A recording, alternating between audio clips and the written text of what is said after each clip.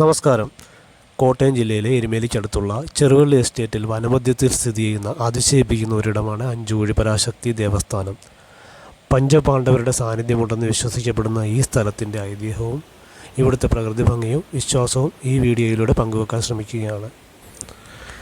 മഹാഭാരത കാലഘട്ടത്തിൽ വനവാസകാലത്ത് പഞ്ചപാണ്ഡവർ ഈ വനത്തിലൂടെ സഞ്ചരിക്കുകയും ഇവിടെ വിശ്രമിക്കുകയും ചെയ്തിരുന്നതായി വിശ്വസിക്കപ്പെടുന്നു.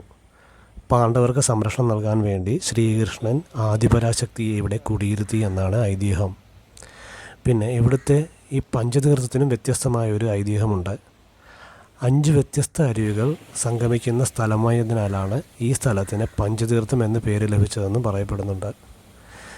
ഇവിടുത്തെ സാന്നിധ്യം എന്ന് പറയുന്നത് ഒരു ശിവഗുളികാ ക്ഷേത്രമാണെന്നും, അതായത് ശിവൻ്റെയും ഒരു ഗുളികൻ്റെയും ക്ഷേത്രമാണെന്നും ഇവിടെ വിശ്വാസമുണ്ട്. അത്ഭുതകരമായ രോഗശാന്തി ശക്തി ഈ സ്ഥലത്തിനുണ്ടെന്നും ഇവിടുന്ന് വിശ്വസിക്കപ്പെടുന്നുണ്ട്.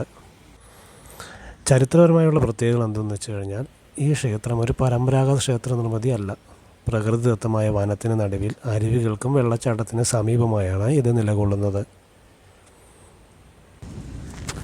വിശ്വാസമുള്ള ആർക്കും ഈ ദേവസന്നിധിയിൽ ദർശനം നടത്തി ഇവിടുത്തെ അനുഗ്രഹം തേടാവുന്നതാണ്.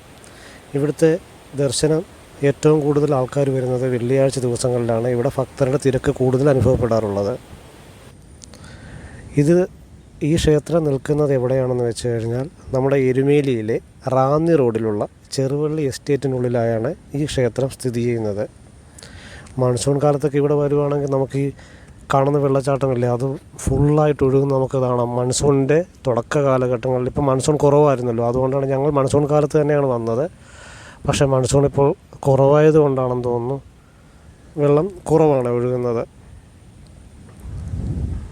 നിങ്ങൾ ഈ ക്ഷേത്രം സന്ദർശിക്കാൻ ഉദ്ദേശിക്കുന്നുണ്ടെങ്കിൽ വനമേഖലയിലായതിനാൽ അതിനുള്ള കാര്യങ്ങളൊക്കെ, അതായത് യാത്രയിൽ നമുക്ക് എന്തൊക്കെ ആവശ്യമുണ്ടോ അത് ആ മുൻകരുതലുകളെല്ലാം എടുക്കുന്നത് നല്ലതായിരിക്കും. പിന്നെ ഒരു പ്രത്യേക കാര്യം ശ്രദ്ധിക്കേണ്ടത്, ക്ഷേത്രാചാര മര്യാദകൾ പാലിച്ചുകൊണ്ട് വേണം നമ്മൾ ഈ ക്ഷേത്രത്തിലേക്ക് വരുവാനും ഇവിടുത്തെ കാഴ്ചകൾ കണ്ട് ആസ്വദിച്ച് തിരികെ പോകാനും.